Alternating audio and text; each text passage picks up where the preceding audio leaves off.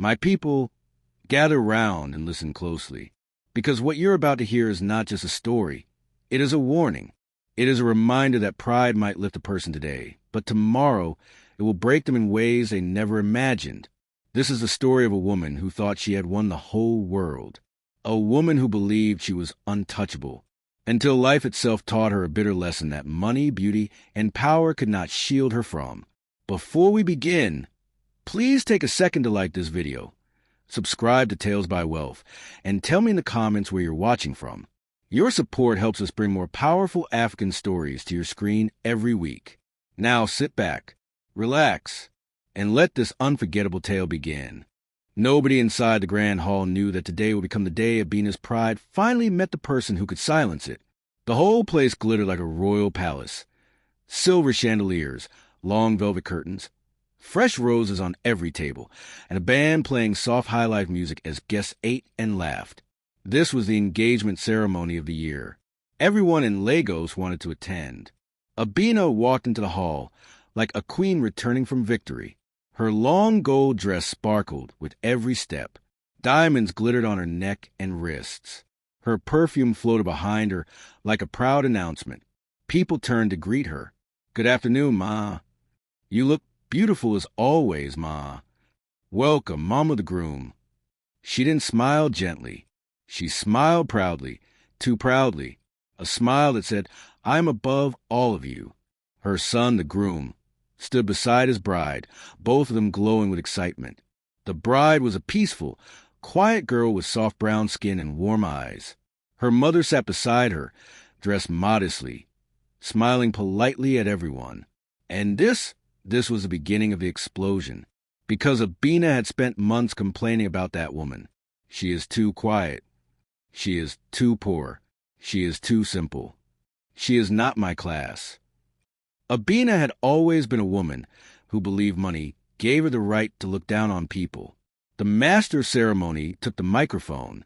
"Ladies and gentlemen, we welcome our mother the groom to give her blessing." People clapped. Abena stood, lifted her chin, and glided toward the center like a peacock displaying feathers. She took the microphone. She smiled slowly. She scanned the audience. Then she did what nobody expected. She turned sharply toward the bride's mother, pointed at her, and said loudly, "Some people came here to disgrace my family. Some people came from a village to chop free food. But let me remind you, this marriage is a blessing from my side, not yours." The whole hall went silent. The bride's mother froze, her eyes widening in shock and shame. Guests looked at one another. Murmurs spread like smoke. "Ha! What is this? Inside her son's engagement? Is she okay at all?" The bride held her mother's hand in fear. Her son, Abena's own son, looked down in embarrassment. But Abena continued, proud and unbothered. "I worked hard to raise my son into a successful young man. I gave him everything. I made him who he is. Some people here did nothing but come and receive blessings they did not work for." The bride's mother took a slow breath. She seemed calm, too calm, but her silence made Abena even bolder. Abena turned to the guests. "Anyway, please enjoy the party. Let me not spoil your mood with the presence of—" She stopped because a voice finally spoke. It was the bride's mother, soft, gentle, but strong enough to silence the whole hall. She stood slowly, placed her handbag on a chair, and raised her head. She was no longer the quiet, humble, shy woman everyone thought she was. "Madam Abena," she said, "since you want the truth today, let us open everything." Abena's smile dropped. The guests leaned forward. The bride's mother looked her straight in the eyes. "I kept quiet for months because I respected my daughter's happiness. But I will not stand here and let you insult me in front of the whole world." Abena swallowed, shocked that the woman dared to speak back. The bride's mother stepped forward, her voice louder now. "You said you raised your son alone? You said you made him who he is? You accuse others of coming for free food? Let me ask you, does your son know who paid his school fees in SS3 when your business failed? Does he know who bought his first laptop, his first accommodation, his first job connection?" The hall erupted in whispers. Abena's heart dropped into her stomach. Nobody knew this. Nobody was supposed to know. The bride's mother looked around the hall and said, "I paid for those things. Every kobo." Gasps exploded everywhere. Abena began shaking in humiliation, but the woman did not stop. "Do you remember the year your husband fell sick? The hospital bills?" She lifted her chin. "I paid half of it, without anyone knowing." Abena's knees felt weak. Her eyes widened as memories hit her like thunder. She had always assumed the anonymous helper was her husband's friend. The bride's mother continued, "I did not expose you. I did not shame you. I did not ask for anything. I did not even tell my own daughter. I helped you because I believed no child should suffer because of a parent's mistakes." The guests stared, stunned and speechless. Abena covered her mouth in disbelief. Then the bride's mother delivered the final blow. "But today, you choose to humiliate me? Today, you choose pride over gratitude." Silence wrapped the hall like a thick blanket. The bride's mother wiped a tear gently from her eye. "I may not have diamonds. I may not have gold. I may not have your class. But I have something money cannot buy: dignity." She turned to the bride. "My daughter, if this is the family you want to marry into, then God will guide you." She turned back to Abena. "But as for you, madam, may God heal the pride that is destroying you." The crowd clapped. Loudly, very loudly. Some people stood up. Others shouted, "Tell her." The hall was on fire. Abena felt small, so small like the whole world was collapsing on her. Her son couldn't look at her. Her future daughter-in-law was crying. Her pride, her biggest weapon, had been shattered in front of everyone. And for the first time in many years, Abena felt something she had never allowed herself to feel: shame, because today was only the beginning. She thought she won, but life was just starting to teach her a bitter lesson she would never forget. Before we continue, if you enjoy deep African folktale stories filled with karma, betrayal, and shocking twists, subscribe to our channel and comment where you're watching from. More powerful stories are coming. Abena didn't always walk like a queen. She wasn't always a woman whose footsteps echoed like power. There was a time, far back, when she sat in a tiny wooden kiosk selling cold sachet water and groundnuts just to survive. But time has a way of reshaping people. Some become gentle. Some become grateful. But Abena, she became proud. The morning after the engagement disaster, she woke up in her king-size bed with silk sheets and soft pillows. The sun was barely out, but her phone was already buzzing nonstop. Messages, missed calls, voice notes, blogs had started posting. People had started gossiping. But Abena sat up, stretched her arms, and hissed, "Let them talk. I am not moved." She believed she was unshakable. She walked to her mirror and looked at her reflection, the lace wig neatly styled, the expensive skincare glow, the gold necklace still around her neck from the previous night. She smiled. She believed she was untouchable. She didn't think about the shame she caused. She didn't think about the look on her son's face. She didn't think about the tears on the bride's cheeks.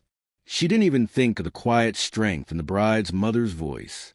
To her, life was too small to care about people she considered below her level. She stepped out of her room, her heels clicking confidently on the marble floor. The house help, an older, gentle woman, greeted her. "Good morning, Ma." Abena didn't answer. She walked past her like the woman was air. Her house help lowered her head, used to the disrespect. Abena's house was massive. 2 living rooms, a shiny staircase, tall mirrors, pictures of her son in graduation gowns, pictures of Abena at parties, smiling with politicians, pictures of her wearing expensive lace outfits at high-class weddings. To visitors, the house felt like a piece of luxury, but inside there was no warmth, no laughter, no peace. Because Abena didn't know how to let anyone feel comfortable around her. She walked outside into the compound. Her driver quickly opened the back door of her black SUV. "Good morning, Ma," he said respectfully. She nodded lazily. The moment she sat in the car, she said, "Go to the salon. After that, take me to the boutique.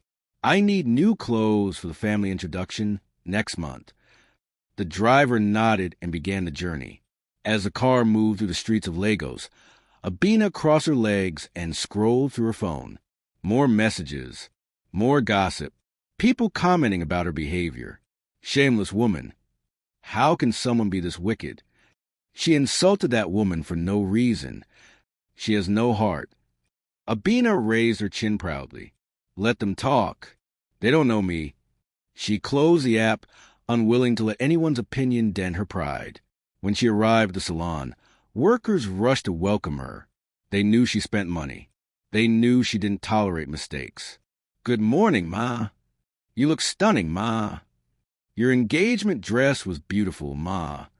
Abena smirked. I know, she said.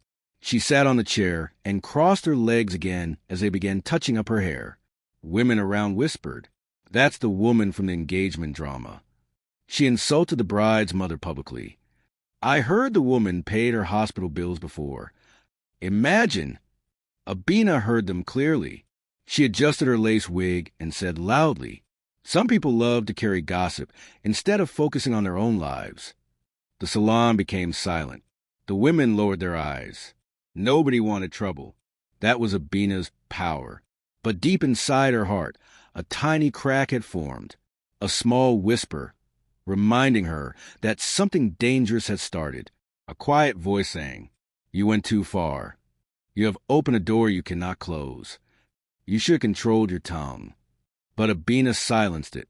She always silenced anything that didn't praise her. Hours later, she finished at the salon and headed to her favorite luxury boutique. The workers rushed to line up at the door, smiling like they had been waiting for her all year. Welcome, Ma. We just got new designs. You will love them. Abena walked around, touching clothes casually, like she owned the place. She picked expensive dresses, shoes, bags, anything that made her feel superior. As the cashier packed everything, Abena leaned on the counter and said proudly, my son is marrying into a good family. People should be happy. The cashier hesitated before speaking. Ma, people say you embarrassed the bride's mother yesterday. Abena's eyes lifted slowly. The cashier froze. The air in the boutique tightened. Abena smiled coldly. If that woman felt embarrassed, it is because she forgot her place. The cashier swallowed and nodded quickly. But Abena's pride was reaching a dangerous height, because she didn't know that the bride's mother had kept more secrets. She didn't know that her husband's sickness had exposed truths hidden for years. She didn't know that her son was quietly questioning her character. She didn't know that the community she insulted was watching everything. And she definitely didn't know that life had already started planning her downfall. When she returned home, her son was waiting for her at the dining table. He wasn't smiling. He wasn't holding his phone. He just sat there, staring at her with tired eyes. Mom, we need to talk. That was the first warning. But Abena, full of pride, simply waved her hand and said, whatever it is, talk later. I am tired. Her son stood up slowly. He looked at her for a long moment, and he said the first sentence that would begin to break her world. If you continue like this, my future wife and I cannot live with you. Abena froze. She turned to look at him fully. What did you say? Her son shook his head sadly. Mom, your behavior yesterday was too much. I felt ashamed. Everybody did. If you cannot respect people, then you cannot be close to us. Abena's mouth dropped open. She wasn't prepared for this. Her pride told her to shout. Her ego told her to insult him. Her temper told her to defend herself. But something very small, held her lips shut. A tiny fear. A fear she would never admit. A fear that maybe, just maybe, she was losing the people she loved most. But she stood tall and said, you are my son. You cannot talk to me like that. Her son looked down. He didn't answer. He simply walked away. And that single moment, silent but heavy, was the beginning of the storm that would swallow Abena's life. Because pride is sweet until it begins to crumble. And when it crumbles, it crushes everything beneath it. Abena thought she won, but the lessons life was preparing for her. She was not ready, not even close.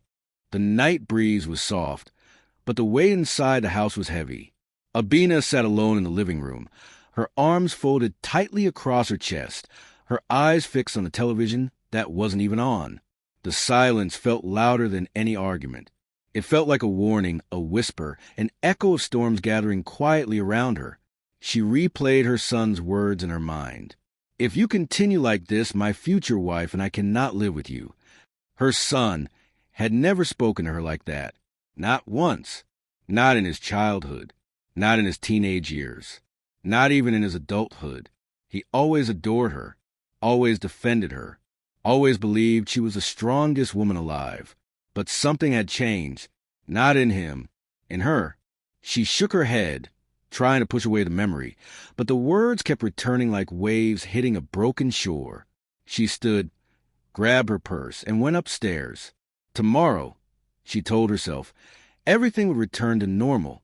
Tomorrow, her son would apologize.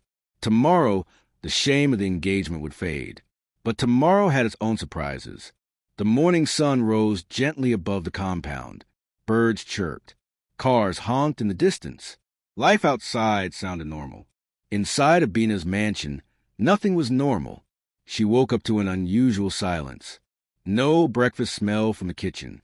No footsteps of her house help moving around. No doorbell from delivery riders. She stepped out of her room and noticed the house help standing by the staircase, looking uncomfortable. "Where's my son?" Abena asked, adjusting her wig. The house help swallowed. He left early, Ma." Abena frowned. "He left? Without telling me?" "Yes, Ma." He took his suitcase. Her heart skipped. "Suitcase?" "Yes, Ma." Abena felt a strange coldness inside her chest. She rushed his room. The door was open. The bed was neatly arranged. His clothes were gone. His shoes gone. Even his laptop bag gone. There was only one thing left on the table. A small note. Abena's hand shook as she picked it up. "Mom, I love you, but I need space. You embarrass the woman I love. Until you learn to respect people, I cannot stay here. I will be with her family for now. Take care." She dropped the paper like it was fire. He left? For real? He left her house to go stay with that woman's family? The same woman she insulted? No, he can't do that. I am his mother, his only parent. She grabbed the wall, her breath unsteady. This was not normal. This was the beginning of something, and she felt it. Later that afternoon, as she sat in her living room with trembling hands, her phone rang. She picked it quickly, hoping it was her son. It wasn't. It was the hospital. A calm voice said, "Madam, we need to speak with you about your husband." Her heart dropped into her stomach. My husband? But he's fine. He started getting better." The nurse hesitated. "It's best you come." Abena grabbed her car keys, ran outside, and told her driver, "To the hospital. Now." The road felt longer than usual. Her mind raced. Her hands shook. When they arrived, the doctor met her at the reception. His face was serious. "Madam, we have been trying to reach you for 2 days." Abena blinked fast. "I've been busy with my son's engagement," she said. The doctor sighed. "Your husband's condition has worsened." Her throat tightened. "No, he's been responding to treatment. He has been improving." The doctor shook his head slowly. "We discovered a complication. It's something we've been monitoring quietly. He hid some things from you." Abena's heart slammed against her chest. "What do you mean?" But before the doctor could answer, the door behind him opened, and a nurse pushed out a wheelchair. Her husband sat in it. He looked thinner, paler, weaker. His eyes met hers, and she felt her entire soul shake. She knelt beside him. "My love, what happened? What is all this? Why didn't you tell me?" Her husband sighed, looked away, and wiped his trembling hands on a blanket. "I didn't want to burden you," he whispered. Abena stared in disbelief. Burden? Had she become someone people were afraid to speak to? Her husband took a deep breath and said, "There's something you need to know." Her heart raced. "What is it?" He looked at her deeply. "You are not the woman I married years ago. The woman I married had a soft heart. She cared for people. She had humility. But somewhere along the line, pride swallowed you. Abena's lips parted in shock.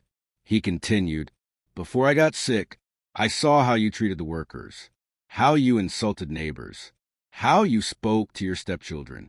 I wrote some things down, kept documents, because I didn't want my children to suffer because of your actions." Abena staggered backward, gasping. "Documents? Written things? What are you talking about?" she whispered. Her husband closed his eyes slowly.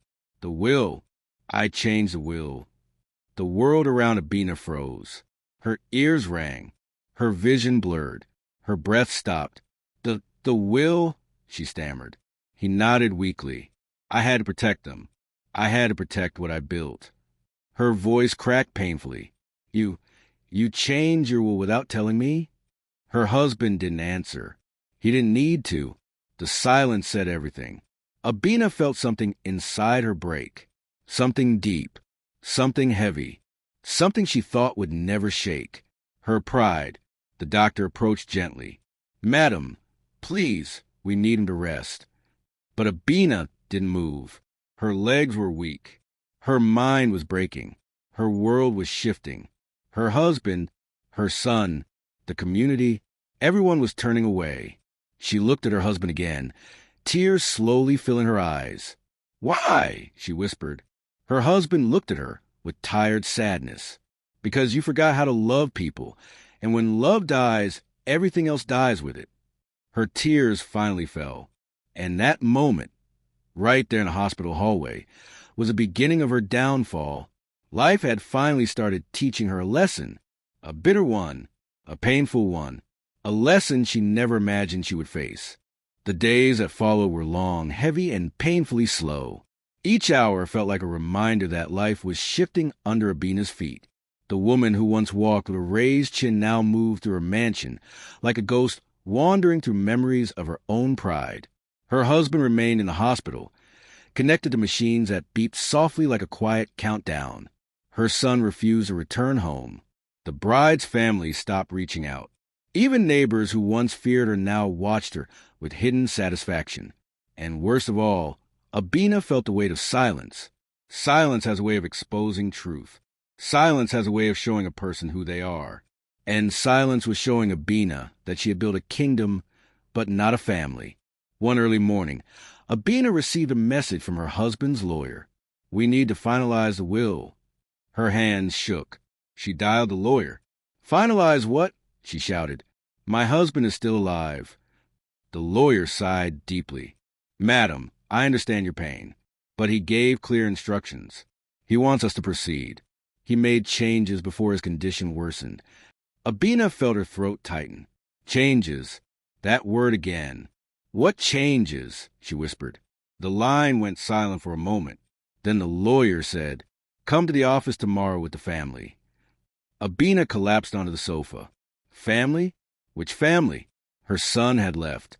Her stepchildren barely spoke to her. Her husband was too weak to attend. She was alone. For the first time in years, the reality of loneliness came knocking like a hammer.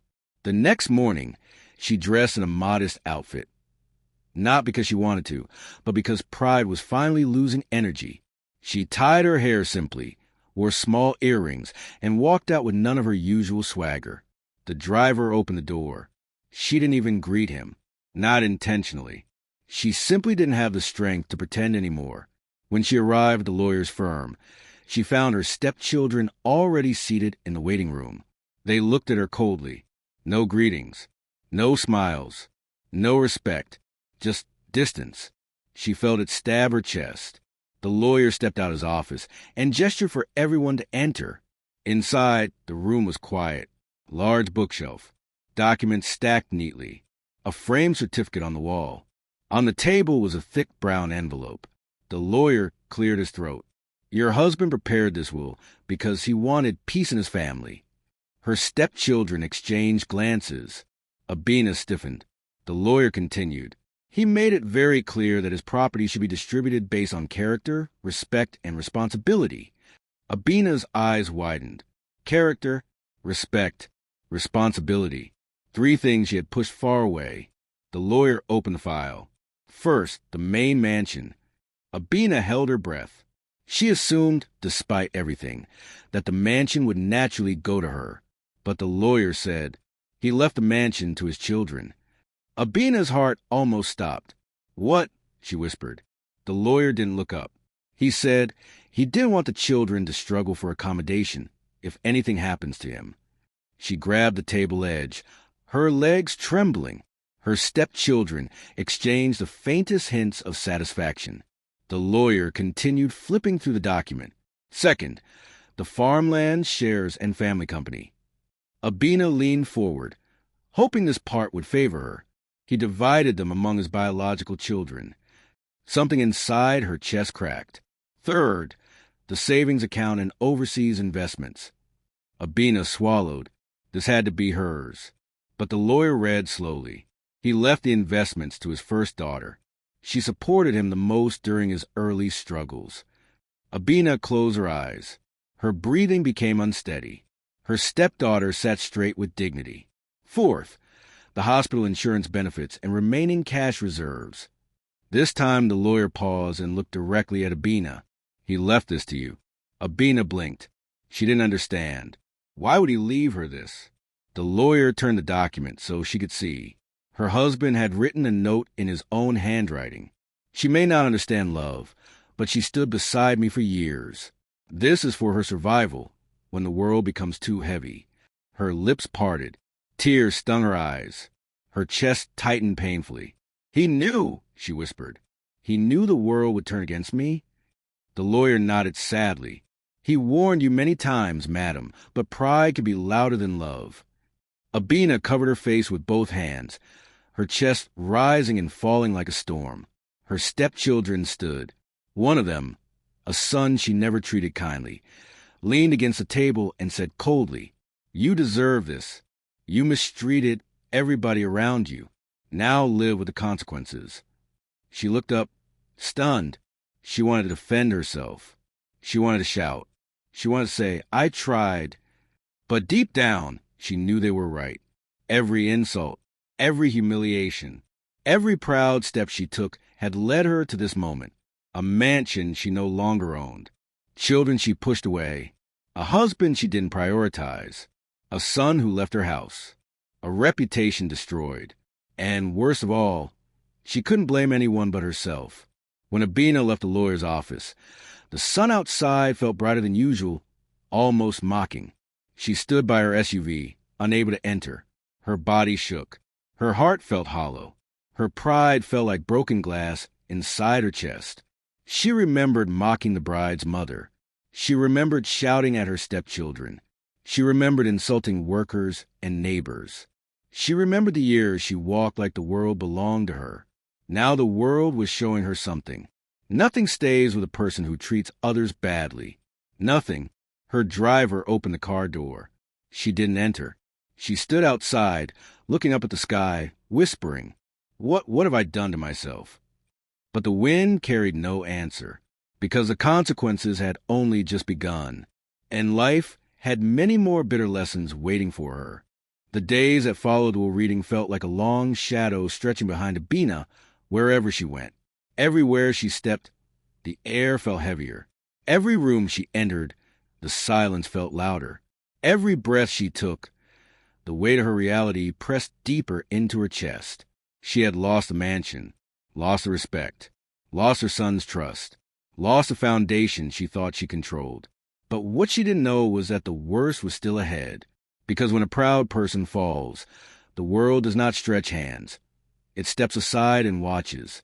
One Tuesday morning, Abena stepped outside her gate, wearing her usual expensive gown, hair neatly curled, try to hold on to whatever dignity she had left. The security guard opened the gate slowly, his eyes avoiding hers. He used to greet her loudly. Today, he barely whispered. That was the first sign. As she walked to her car, she noticed two women from the neighborhood whispering near the roadside. The moment they saw her, they froze. Then they exchanged glances and started walking away quickly, pretending not to look. She frowned. "What is wrong with people?" she muttered as she slipped into her SUV. Her driver adjusted his mirror. trying not to stare at her. Even he now looked different, quieter, more distant. They drove through the neighborhood. Everyone seemed to avoid her gaze. Children playing football stopped and stared. Market women paused mid-sale. Men sitting outside barbershops whispered behind hands. Abena pretended not to notice, but every pair of eyes burned through her confidence. When she got to the supermarket, she walked in expecting the usual royal treatment. But the cashier, who always rushed to greet her, didn't come forward. Instead, the young woman kept scanning items for another customer, deliberately acting busy. Abena forced a smile. "I need to buy some items." The girl's hands paused. She swallowed hard. Then she finally looked up. "Good morning, Ma." A greeting too polite, too distant, too forced. Abena's smile faded. She walked through the aisles, picking things she didn't even need. She just wanted to feel normal, to feel respected, to feel like the world still saw her the way she wanted. But at every turn, she caught people staring. Some looked away quickly. Some smirked. Some whispered. One woman even said loudly, "That's the woman who insulted her son's in-law." Imagine the disgrace. Abena dropped the item in her hand. Her heart thudded painfully. She wanted to scream, "I am still Abena." But even she knew the world no longer saw her that way. She walked to the counter to pay. The cashier avoided her eyes, scanning items one by one like she was handling something fragile. When Abena reached for a credit card, her hand trembled and the card slipped, falling to the floor. The cashier gasped softly, but she didn't reach for it. A painful reminder. People only bend for you when you are rising, not when you are falling. Abena knelt down slowly, picked up the card, and stood up. Her legs shook, her lips pressed tightly. When she returned home, the compound felt different. Cold, empty, unwelcoming. The house help walked past her without smiling. The gardener barely greeted her. Even the neighbors who once admired her lace of CB and latest cars now shut their doors when she walked by. Her pride was melting. Her ego was bleeding. Her reputation was decaying. She didn't know how to fix it. She didn't know where to even begin. She went inside and saw her husband's framed picture on the wall, his younger, healthier face smiling at her. Suddenly the weight of everything crushed her. She grabbed the frame, hugged it tightly against her chest, and sank to the floor. Tears poured freely. "What have I done?" she whispered through sobs. "What have I done to myself? To my family? To everyone around me?" Her loud cries echoed through the mansion, but nobody came to check on her. Pride had built this wall around her. Now pride was making her die inside that wall alone. A few days later, the final blow arrived. Her stepchildren held a meeting at the mansion, her former mansion, to discuss handing over keys and changing occupants. Even her son attended. He didn't look at her. He didn't hug her. He didn't greet her with the warmth he once had. He simply sat beside his fiancée quietly, holding her hand protectively. The bride's mother, the woman Abena insulted, walked in with dignity and calmness. Everyone stood for her. Everyone except Abena. They all treated her with respect. They offered her a chair. They greeted her warmly. They asked for her opinion. All the things Abena used to receive. All the things she no longer had. Abena watched silently, realizing how life was humiliating her gently but powerfully. When it was time to finalize the house transfer, the eldest stepchild stood up. "We will give you time to pack your things," he said firmly. "But you can no longer live here. This house belongs to us." Abena felt her knees weaken. Her son finally looked at her. Just one look, not of hatred, not of anger, but of deep disappointment. A look that stabbed her heart more than any insult. The bride's mother turned to gaze at Abena, and in that calm voice, she said, "Life is not punishing you. It is teaching you." Tears burned Abena's eyes. She wanted to defend herself. She wanted to justify.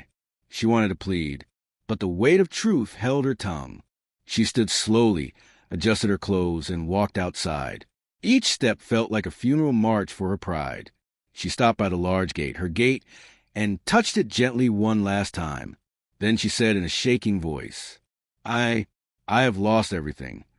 But unknown to her, life had more lessons prepared. more painful ones, more humbling ones, because the world, turning its back, was only the beginning. The storm was still gathering, and Abena, she had nowhere left to hide. Abena packed her belongings slowly, folding each dress with trembling hands. Clothes she once wore with pride, jewelry she once used to intimidate people, shoes she once used to stamp her authority wherever she stepped. Now, she packed them like someone preparing to relocate to a smaller life. Her tears dropped on the fabric. She didn't bother wiping them anymore. The mansion echoed with emptiness. Each room she entered felt like it was whispering, "This chapter is over." Her pride had built this house, and her pride was the same thing pushing her out of it. She moved into a small flat owned by her late husband's cousin, a woman she once mocked for being too ordinary. The woman welcomed her with a calm smile, no grudge, no bitterness, just quiet pity. But the insult was not in the living space. The insult was in the humility. The flat was small, no marble floors, no chandeliers, no servants running around, no security men standing with respect, no AC humming constantly. Just life, real life. For the first time in over 15 years, Abena had to sweep the floor, wash her own plates, hang her clothes, cook her own meals. The first night, she sat on the small bed, staring at the ceiling fan spinning slowly and whispered, "How did I get here?" But the ceiling did not answer. The next morning, she woke up early. Her body felt heavy, her eyes swollen from crying. She walked to the kitchen to boil water. The kettle looked old. The gas burner was small. Everything felt strange to her. She heard footsteps behind her. Her husband's cousin stepped in and said gently, "You can put the water here. Let me help you." Abena forced a smile, embarrassed. No, I can do it." But when she struck the lighter, her hand shook so badly the flame kept going out. The woman moved closer. "Let me help," she whispered. Abena stepped back, ashamed. She had insulted this woman too many times. Called her poor, called her backward, called her uneducated. Yet this was the same woman giving her shelter when the world turned its back. Life was teaching her one quiet lesson. People you look down on might become the people you depend on. Later that week, she received a call from the hospital. Her husband had taken a turn for the worse. She rushed there, her heart pounding painfully. Inside the room, he lay weak, breathing shallowly. She grabbed his hand, tears dripping onto his blanket. "I'm sorry," she whispered. "I'm sorry for everything. I'm sorry I wasn't the woman you deserved."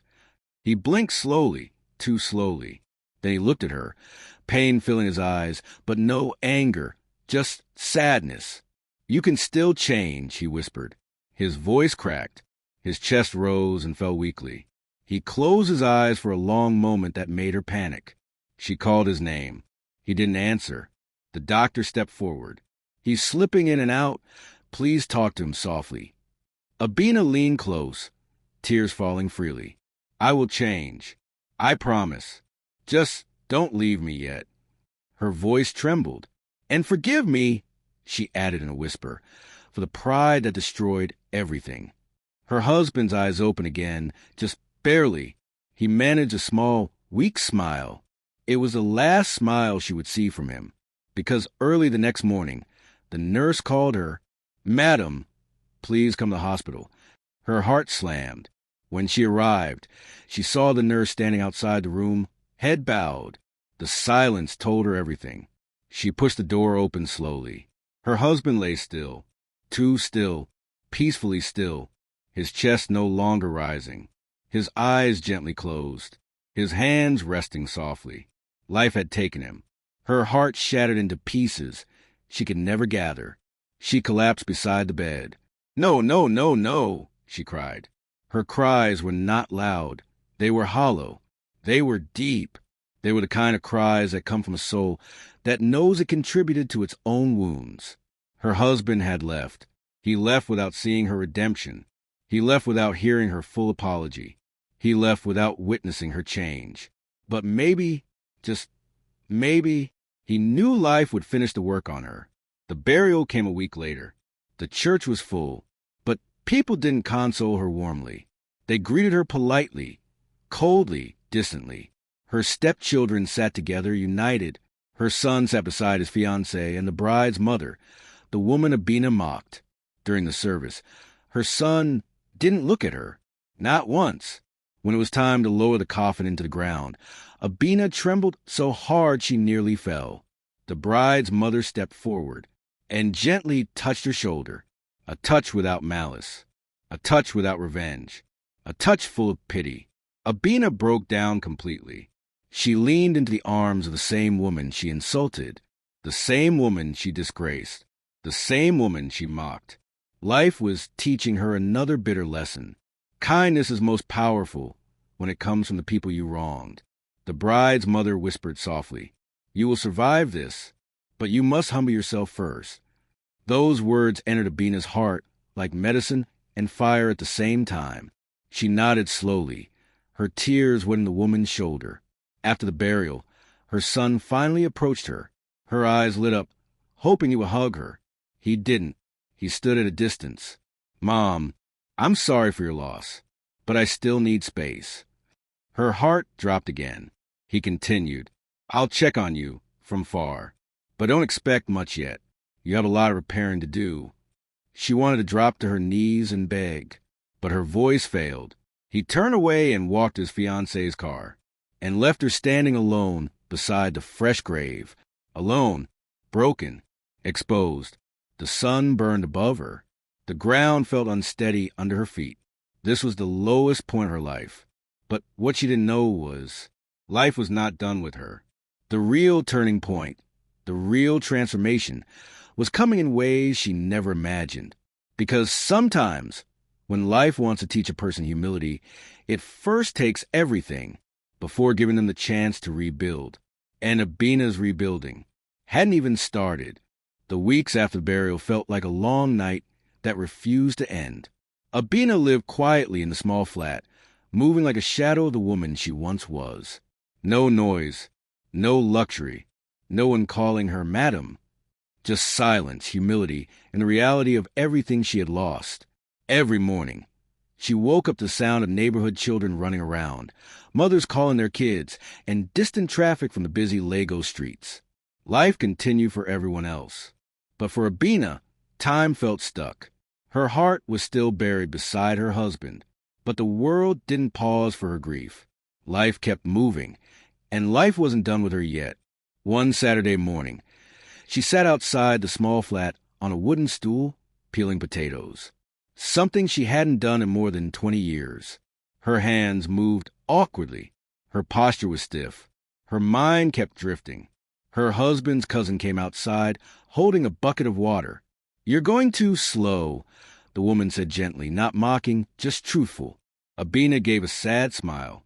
I'm still learning." "You will learn," the woman replied softly. "Humility is a teacher. It takes time." Abena paused. Her throat tightened. Humility, a word she once hated, now was the only thing keeping her from drowning. Later that day, she received a call from her stepdaughter. She hesitated before picking. Her heart vibrated painfully. "Hello," she whispered. The voice on the other end was calm, but cold. "We need you to come to the office.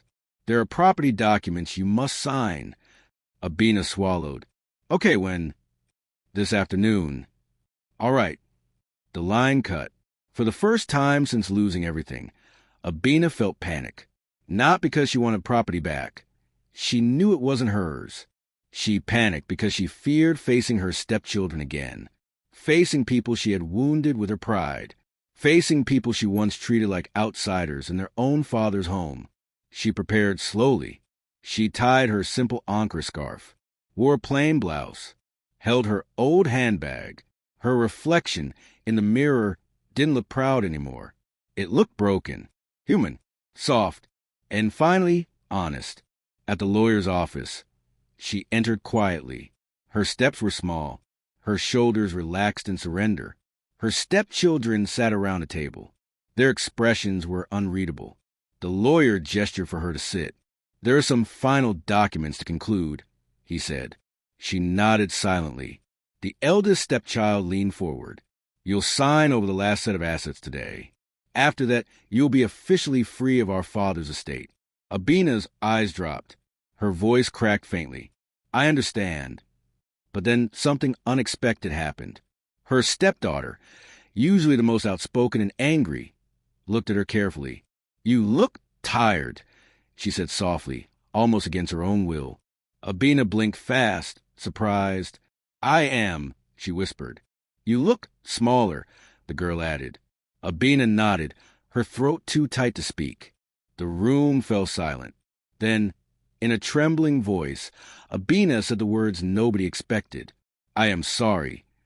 Every head lifted. Her stepchildren stared. Even the lawyer froze. Abena continued, voice breaking into tiny pieces. I hurt all of you. I said things I shouldn't have said. I acted like I was better. I forgot that this family was yours before it was mine. I forgot how to love. And I am sorry." Her tears fell freely. "And if I could go back, I would be a better woman, a better wife, a better mother, a better stepmother. But life has already taught me the lesson too late." The room stayed quiet for a long time. Her stepdaughter swallowed hard. Her stepson shifted uncomfortably. Her eldest stepchild looked away, blinking back emotion he didn't want to show. The lawyer cleared his throat. "Let's finish the signing." The papers were pushed gently toward her. Abena picked up the pen with shaking fingers. But before signing, she closed her eyes briefly and whispered to herself, "This is the last price of my pride." Then she signed. When the lawyer collected the papers, he looked at her with compassion. "It takes strength to admit your faults," he said. Abena nodded weakly. She stood to leave. But as she reached the door, her stepdaughter suddenly said, "We don't hate you. We just couldn't live under your behavior." Abena paused.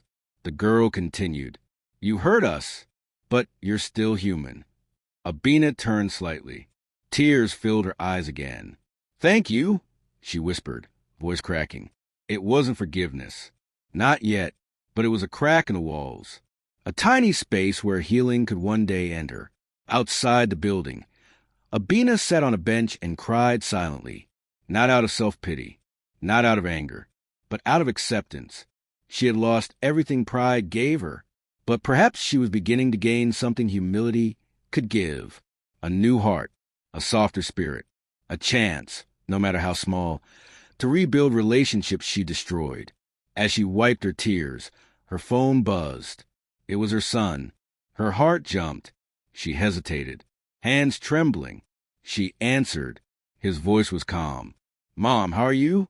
She closed her eyes, crying quietly. I'm trying," she whispered. He sighed softly. "I heard you went to sign the documents today." "Yes, I'm proud of you." Abena's breath caught. "Can we meet tomorrow?" he asked. Her hand flew to her chest. Yes, my son, yes." For the first time in a long time, hope warmed her heart. A small flame. Fragile, but real. Life was teaching her. Life was humbling her. Life was reshaping her. And the next chapter would reveal whether she truly learned. Because humility begins in the heart, but it is completed in the actions that follow.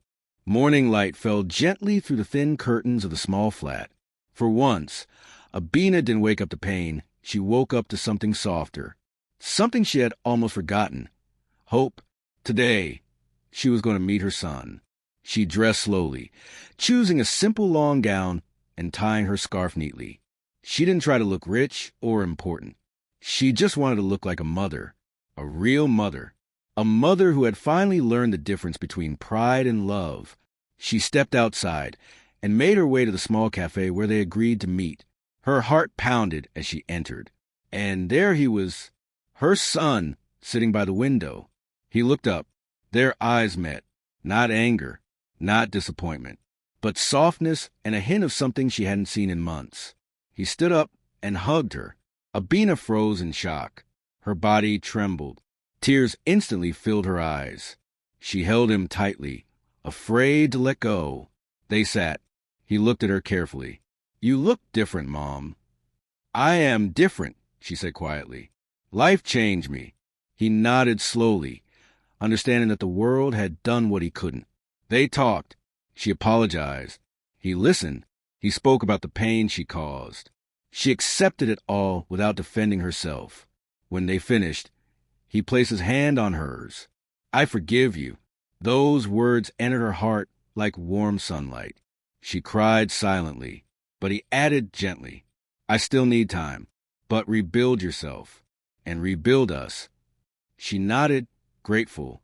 It wasn't full reconciliation, but it was a doorway, and that was enough. Over the next few weeks, Abena began helping her husband's cousin around the house, sweeping, cooking, fetching small items from the shop, helping her with chores, sitting with her to peel vegetables, talking like two women who finally shared life instead of pride. One afternoon, they cooked together. As they stirred the pot, the cousin said softly, "You're learning." Abena smiled, a small, humble smile. "I'm trying," she whispered. Then, one warm evening, something happened that sealed her transformation forever. She was walking home from the market, carrying a small nylon bag of tomatoes, when she saw an older woman struggling to lift her bucket of water. She recognized her instantly. It was the bride's mother, the same woman she insulted, the same woman who exposed her truth, the same woman who comforted her at the funeral. Abena froze, her breath caught. Should she turn back? Should she hide? But her feet moved forward on their own. She approached slowly. "Good evening," she said, voice shaking. The woman turned and recognized her. Her expression softened. No anger, no judgment. Abena swallowed hard. Let me help you carry it." The woman didn't rush to respond. She simply watched her for a moment, then nodded gently. Together, they lifted the bucket and walked in silence. When they reached the woman's compound, she said, "Thank you. I didn't expect this." Abena's eyes filled with tears. "I'm sorry," she whispered, "for everything." The woman reached out and held her hand. "No one is perfect," she said calmly, "but life knows how to correct us." Those words broke the last wall inside Abena. She knelt down and cried, not out of shame this time, but out of release. And the woman, the same one she insulted, lifted her gently and hugged her. "Rise," she said softly.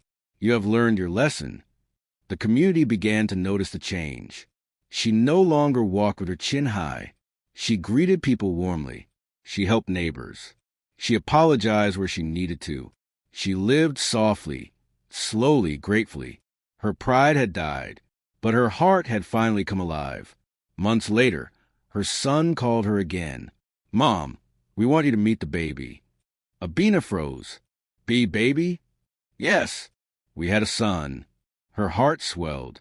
When she arrived at their house, she wasn't treated like royalty.